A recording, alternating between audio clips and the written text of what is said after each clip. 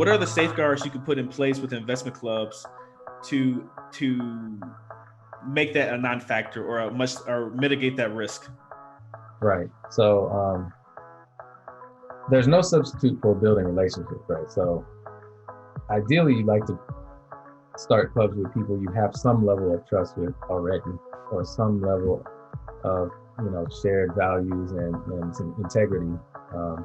But barring that, these are all just like running off with the money that can be solved with software. So if you have the right platform that's transparent and has the proper is set up properly. So you've got your LLC, you've got a bank account that has a joint bank account where no one individual can access the funds.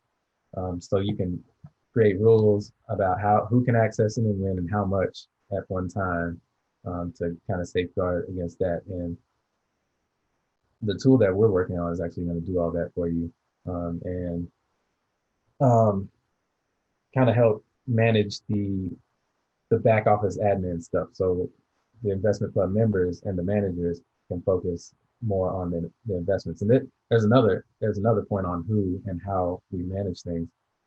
Eventually, like if a club gets to a certain size, they might have identified, two or more, a couple, maybe one or more members to be professional to actually manage that. So manage the club. So they will be in charge of, deal evaluation, deal sourcing, with other members contributing, but the buck stops with them. So you actually have member managers. So you have regular members, members at large, and then member managers for investment company. That's how I'm setting up mine, because the people who join mine are not gonna devote. Most of them are not. They have their own careers. They don't have a lot of time to devote to this stuff. So we're gonna have two of us that are mainly focused on it and take the bulk of the responsibility, and then people can participate as much or as little as they want, along with that. So but once you get to a certain level of capital and a certain number of people, like say if you have an investment club with 50 people or 100 people in it, you're probably going to need at least one or two people who focus significant amount of time, maybe not full time, but at least like a good part time, like 20 hours a week on just the investment club. Got you. Yeah, man, I think that's great advice. Setting it up properly so you have the rules in place, specifically on who can access the fund, is very important.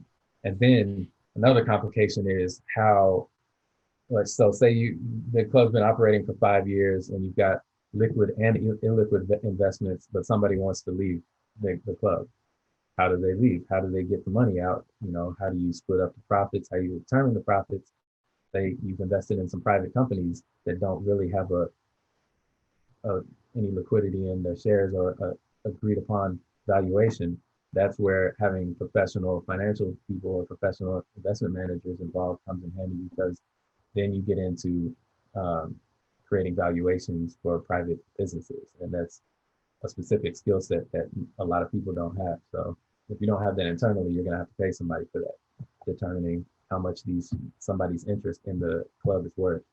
So that's where it kind of gets sticky, and where the decisions that you make when you're setting up the club have a large impact going forward.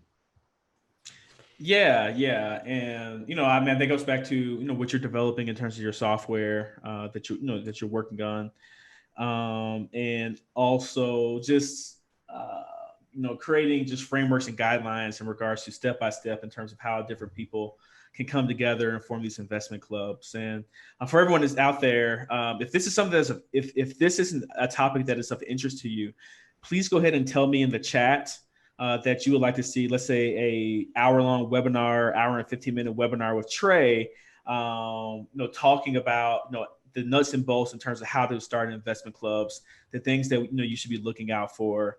If that's something that is of interest to you, please go ahead and tell us. And we'll go ahead and make that happen. That's something we've been thinking about. But as I stated, one of our New Year's resolutions for 2020 is only building the things that you actually want. So we ask you, these types of questions, and we definitely look at your feedback and how much response that we get on like these types of things. So if that's something that you want to see, please go ahead and let us know in the comments, in the chat, and that would be very beneficial to me and to us as well. Right, and if you're not convinced, read my book, In the Black 2050. You can find it right. at 2050.com, and it goes into more detail about how investment clubs fit into this larger economic strategy for the Black community and for you as an individual.